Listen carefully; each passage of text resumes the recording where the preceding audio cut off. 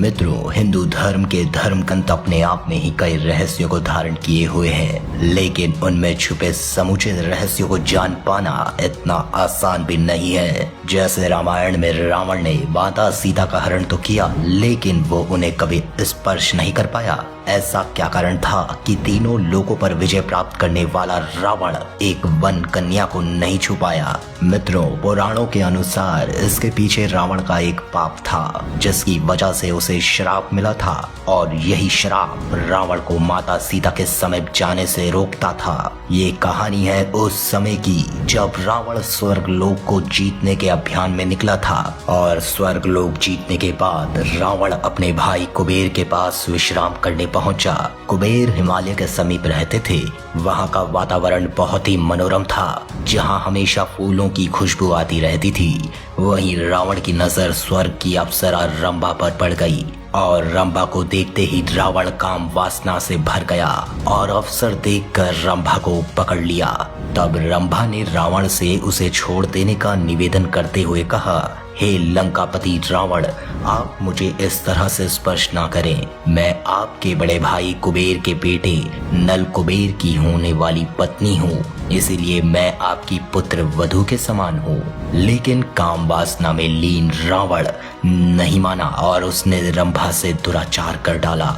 और जब ये बात नल कुबेर को पता चली तो वो क्रोधित हो गया और उसने रावण को श्राप दे दिया कि अगर रावण ने किसी स्त्री की इच्छा के बिना उसको स्पर्श करा तो उसका मस्तिष्क 2 टुकड़ों में बट जाएगा। वहीं रावण के सीता जी को ना छू पाने को लेकर एक दूसरी मान्यता का भी वर्णन देखने को मिलता है। मित्रों, कहा जाता है कि जब रावण माता सीता का हरण कर लंका ले आया था और उन्हें अशोक वाटिका में रखवा दिया था, तब उसने कई कोशिशें की कि माता सीता रावण को स्वीकार कर ले और भगवान राम को भूल जाए। लेकिन जब भी रावण माता सीता से मिलने अशोक वाटिका आता, तब सीता जी उसे देखती तक नहीं थी और वो चुपचाप धरती पर पड़े एक घास को उठा लेती थी।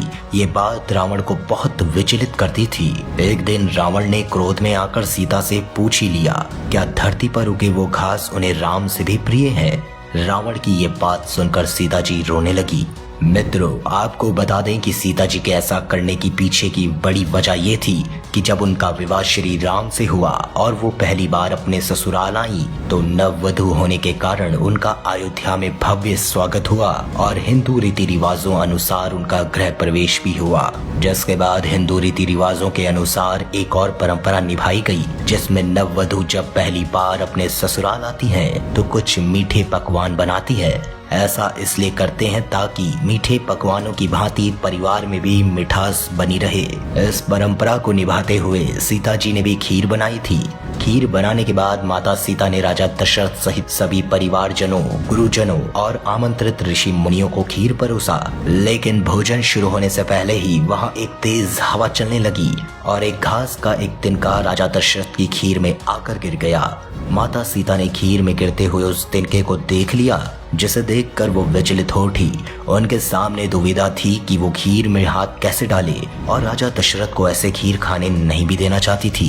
इसी दुविधा में वो तिनके को घूर कर देखने लगी और सीता माता के मात्र घूरने से वो तिनका जलकर भस्म हो गया, जिसको देखकर सीता जी को ये संतुष्टि हुई कि उन्हें किसी ने नहीं देखा, किंतु उनके इस चमत्कार को राजा दशरथ ने देख लिया था और वो ये समझ गए थे कि माता सीता साक्षात जगत जननी का अवतार हैं। खीर खाने के बाद राजा दशरथ ने सीता जी को बुलवाया और उनसे उनके चमत्कार के विषय में बात करते हुए कहा कि आज मैंने तुम्हारे द्वारा किए गए चमत्कार को देखा और आप साक्षात जगत जननी का स्वरूप हैं। लेकिन आप इस बात पर अवश्य ध्यान रखें कि आपने जिस नजर से आज उस तिनके को देखा है, उस नजर से भविष्य में कभी अपने शत्रु को भी ना देखिएगा। यही कारण था कि जब भी रावण माता सीता के समीप जाता था, तब माता सीता राजा दशरथ की इस बात को ध्यान में रखकर उस तिनके को उठा लेती थी, क्योंकि सीता माता चाहती तो वो अपनी दृष्टि से ही रावण को देखकर भस्म कर सकती थी। लेकिन उन्होंने राजा दशरथ का मान रखने के लिए वो सदैव शांत रही।